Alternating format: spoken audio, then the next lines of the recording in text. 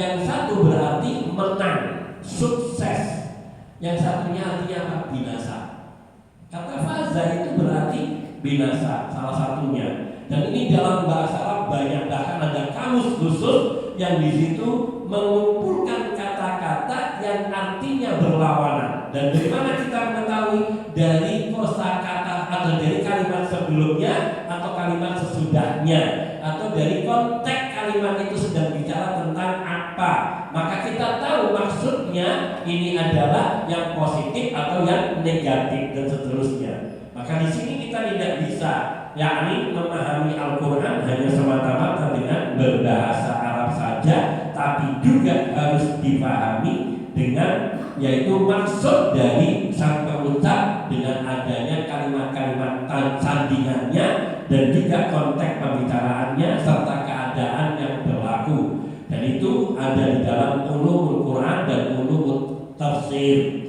Orang menafsirkan satu ayat harus banyak melihat kepada banyak sisi aspek, dan contoh serupa ini sangat banyak sekali.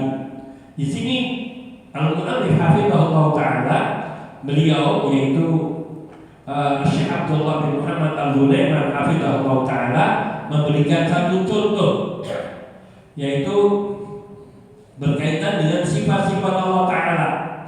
Ya tabayyana minhu anna ahla sunnah la yakhuduna asy-syak fa yaj'aluna qaidatan ala watiratin wahidah. Di sini tampak jelas bahwa ahlu sunnah wal jamaah mereka tidak mengambil sesuatu dari ayat Al-Quran atau sifat Allah kemudian satu ini dijadikan satu kaidah yang berdiri sendiri yang tidak terikat dengan lain, tidak. Contohnya di sini kata-kata al-majid, al-mudhaf ilallah, kata-kata datang yang diidhofahkan, disematkan pada Allah. Artinya Allah datang. Apakah kita mengambil kata-kata ini untuk satu makna saja, yakni aina majaa ala watiratin wahidah, aina majaa, bagaimanapun datangnya Allah kemudian dimaknai dengan arti datang? Kemudian apakah kita mengatakan yajibu ayyakuna hadza ala dhahiri, kita mengatakan bahwa datang itu diartikan secara dhahirnya? La yajuzu, enggak boleh kita memahami kata datangnya Allah dengan cara seperti ini.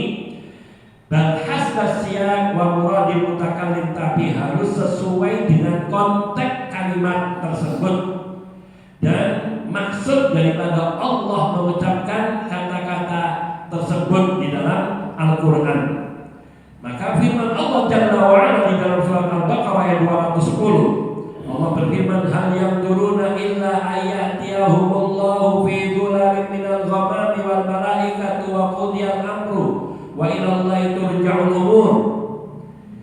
Hal yang dulu tidaklah mereka menantikan kecuali akan didatangi oleh Allah, kecuali mereka akan didatangi oleh Allah fi dhulalin minal ghamam, di bawah yakni naungan awan, wal malaikatu, dan demikian pula para malaikat, wa qudiyal amru, dan tidaklah mereka menantikan selain malaikat, dan bila malaikat datang maka selesailah, karena malaikat itu ketika datang kepada seseorang maksudnya adalah untuk mencabut nyawanya. Wa ilallahi turja'ul umur, dan hanya kepada Allah lah segala urusan dikembalikan.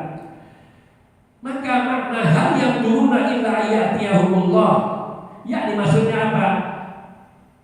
Tidaklah mereka menantikan selain datangnya azab Allah kepada mereka. Jadi di